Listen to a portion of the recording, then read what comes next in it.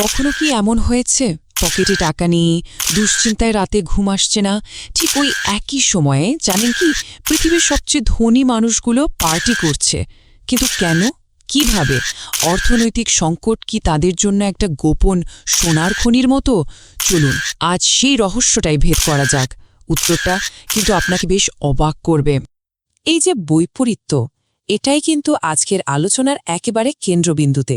মানে যেখানে আমাদের মতো সাধারণ মানুষের জন্য সংকট, ঠিক সেখানেই আরেকটা গোষ্ঠীর জন্য তৈরি হয় বিশাল এক সুযোগ। তো প্রশ্নটা খুবই সোজাসাপটা, তাই না? অর্থনৈতিক সংকটের সময় ধনীরা হাসে কেন? এর উত্তরটা কিন্তু আমাদের চেনা জানা অনেক ধারণাকেই একেবারে নাড়িয়ে দেবে। আজ আমরা সেই 3টি গোপন কৌশলের পর্দাফাশ করব। হ্যাঁ, ঠিকই শুনছেন, গোপন কৌশল, যা দিয়ে ধনীরা যে কোনো অর্থনৈতিক বিপর্যয়কে নিজেদের ব্যক্তিগত সোনার খনিতে বদলে ফেলে। চলুন গভীরে গিয়ে দেখি তারা ঠিক কি করে। প্রথম কৌশলটা, এটা হলো অন্যের দুর্ভাগ্যকে নিজের লাভে পরিণত করা। হ্যাঁ, শুনতে হয়তো একটু খারাপ লাগছে, কিন্তু এটাই এই সিস্টেমের এক নির্মম সত্যি। ব্যাপারটা একটু বুঝিয়ে বলি। অর্থনৈতিক মন্দা মানে কি? আমাদের জন্য একটা দুঃস্বপ্ন, তাই না? কিন্তু ধনীদের কাছে এটা হলো বছরের সেরা ক্লিয়ারেন্স সেল। ভাবুন তো, যখন সবাই ভয়ে আতঙ্কে নিজেদের সব সম্পদ পানির দামে বিক্রি করে দিচ্ছে, ঠিক তখনই তারা ক্যাশ টাকা নিয়ে মাঠে নামে আর সব কিছু সস্তায় কিনে নেয়। প্রসেসটা কিন্তু খুবই সহজ। দেখুন কি হয়। প্রথমে সংকট আসে, মানুষের চাকরি চলে যায়, আর তখন তারা বাধ্য হয়ে নিজেদের স্বপ্নের বাড়ি, জমি বা স্টক পানির দামে বিক্রি করে দেয়। আর ধনীরা, তারা ঠিক এই সুযোগটার অপেক্ষাতেই থাকে, কম দামে সব কিনে নেয়। তারপর কয়েক বছর পর যখন বাজার আবার ঘুরে দাঁড়ায়, তখন ওগুলোই বিশাল লাভে বিক্রি করে দেয়। এভাবেই কিন্তু ধীরে ধীরে সম্পদ সাধারণ মানুষের হাত থেকে ধনীদের হাতে চলে যায়। তো এটা গেল প্রথম কৌশল। এবার চলুন দ্বিতীয় কৌশলের দিকে তাকাই। এটা আমাদের আর্থিক সিস্টেমের ভেতরে লুকিয়ে থাকা এমন এক বৈষম্যের কথা বলবে, যা শুনলে আপনি হয়তো অবাক হবেন। এই সংখ্যাগুলো দেখুন। একজন সাধারণ মধ্যবিত্ত মানুষ, ধরুন একটা ব্যবসা করার জন্য ব্যাংক থেকে লোন নিতে গেল, তাকে সুদ দিতে হচ্ছে 19%। অন্যদিকে একজন ধনী ব্যক্তি, যার আগে থেকেই কোটি কোটি টাকার সম্পদ আছে, সে একই কাজের জন্য লোন পাচ্ছে মাত্র 6% সুদে। পার্থক্যটা খেয়াল করেছেন?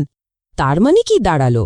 মূল ব্যাপারটা হলো, এই সস্তার লোন ধনীদের ব্যবসা আরও বড় করতে সাহায্য করে, আর ওদিকে চড়া সুদের হার সাধারণ মানুষকে ঋণের জালে আটকে ফেলে।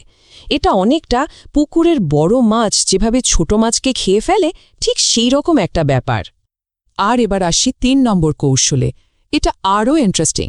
এটা হলো সংকট আসার আগেই তার আভাস পেয়ে যাওয়া এবং তারপর আইনকে ব্যবহার করে নিজের সম্পদ বাঁচানো। চলুন দেখি তারা এটা কিভাবে করে। এখানে একটা জিনিস বুঝতে হবে, সেটার নাম বাফেট ইন্ডিকেটর, ওয়ারেন বাফেটের নামে। এটা অর্থনীতির স্বাস্থ্য মাপার একটা থার্মোমিটারের মতো। মানে এটা দিয়ে বোঝা যায় স্টক মার্কেট দেশের আসল অর্থনীতির চেয়ে বেশি ফুলে ফেপে উঠেছে কিনা।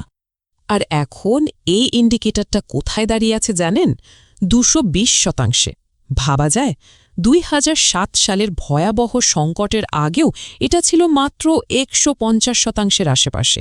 তার মানে এটা একটা বিশাল রেড অ্যালার্ট যে অর্থনীতি হয়তো বড় কোনো ধাক্কার জন্য তৈরি হচ্ছে।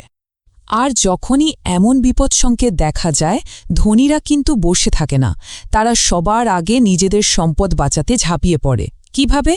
ফ্যামিলি ট্রাস্ট, চ্যারিটেবল ফাউন্ডেশন, এই সব আইনি মারপ্যাচ ব্যবহার করে তারা ট্যাক্স বাঁচায়, নিজেদের সম্পদ সুরক্ষিত করে। অথচ দেখুন, সংকটের সময় মধ্যবিত্তকে ঠিকই করের বোঝা টানতে হয়, আর ধনীরা সেই সংকটকেই কাজে লাগিয়ে নিজেদের সম্পদ আরও বাড়িয়ে নেয়। এতক্ষণ তো আমরা কৌশল নিয়ে কথা বললাম, কিন্তু এখন আপনাদের এমন একটা তথ্য দেব যা অর্থনীতির সব হিসাব নিকাশকে ছাড়িয়ে আমাদের নৈতিকভাবে কিছু প্রশ্ন করতে বাধ্য করবে। সংখ্যাটা হলো 100। কারা এই 100 জন? এরা হলো পৃথিবীর সবচেয়ে ধনী 100 জন মানুষ। এখন শুধু একবার ভাবুন, এই মাত্র 100 জন মানুষ যদি তাদের সম্পদের সঠিক জাকাত দিত মাত্র 1 বছরের জন্য, তাহলে কি হতো? এই পৃথিবীতে একজনও মানুষ না খেয়ে থাকত না। সবাই চিকিৎসা পেত। অবিশ্বাস্য, তাই না? আর এখানে দুটো ভিন্ন দর্শন একেবারে পরিষ্কার হয়ে যায়। একদিকে আছে হাইপার ক্যাপিটালিজম, যা শেখায় অন্যকে পিষে ফেলে হলেও নিজে এগিয়ে যাও, আর অন্যদিকে আছে ইসলামিক অর্থব্যবস্থা, যা শেখায় দানের মাধ্যমে সমাজে একটা ভারসাম্য তৈরি করতে। তাহলে শেষ কথা কি? এই যে একটা অসম খেলা চলছে, এখান থেকে বেরোতে হলে সবার আগে খেলার নিয়মগুলো বুঝতে হবে, কারণ এই খেলায় জ্ঞানই সবচেয়ে বড় শক্তি। সবশেষে একটা প্রশ্ন রেখে যেতে চাই, এই যে অর্থনৈতিক সিস্টেমটা আমরা দেখলাম, এটা কি আসলেই ন্যায্য, নাকি সম্পদ তৈরির এটাই একমাত্র রাস্তা? আপনার কি মনে হয়? কমেন্টে জানাতে পারেন।